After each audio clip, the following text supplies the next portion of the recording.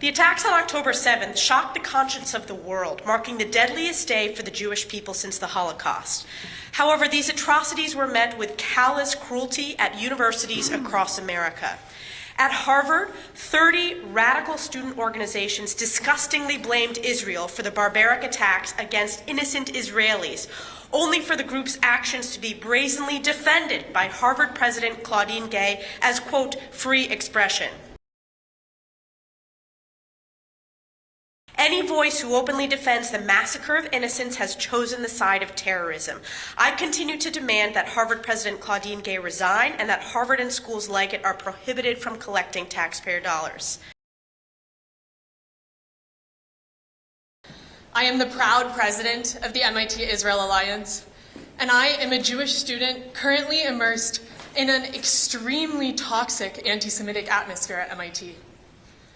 The MIT administration, namely President Sally Kornbluth, has failed to address the crisis of rampant anti-Semitism on campus. There is a radical anti-Israel group at MIT called the CAA. In recent weeks, the CAA's anti-Semitic rhetoric has shifted the culture on campus to such an extreme of intolerance that 70% of MIT's Jewish students polled feel forced to hide their identities and perspectives.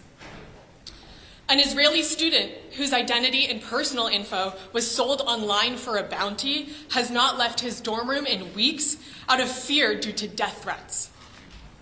For my part, I was forced to leave my study group for my doctoral exams halfway through the semester because my group members told me that the people at the Nova Music Festival deserved to die because they were partying on stolen land. Jewish students do not believe that the MIT administration has done an adequate job to make students feel safe on campus. President Kornbluth, please let me go back to being a scientist. Let me go back to being a student. I don't want to have to keep advocating for Jewish student safety on campus. It's not my job. It's your job. Please do your job and act now. And if you can't, I'm asking Congress to do it for you. Today, in 2023, at NYU, I hear calls to gas the Jews, and I am told that Hitler was right. To the NYU administration, you are not free to selectively enforce your own rules. You are not free to refuse your Jewish students the same protections that you extend to others. 36 hours ago, I, along with most of campus, sought refuge in our rooms, as classmates and professors chanted proudly for the genocide of Jews while igniting smoke bombs and defacing school property. The neighboring university's president immediately released a statement, describing this as a brazen display of anti-Semitism. He went on saying, "Silence in the face of last night's demonstration of anti-Semitism and hate near our doorstep is not an option for me." Well, the doorstep of the neighboring university is in fact Penn. And in fact, Penn's president did choose silence. I want to be clear. This is not just about the Middle East. This is anti-Semitism, right here, in our homes, on our campuses. It is dangerous. It is going unchecked.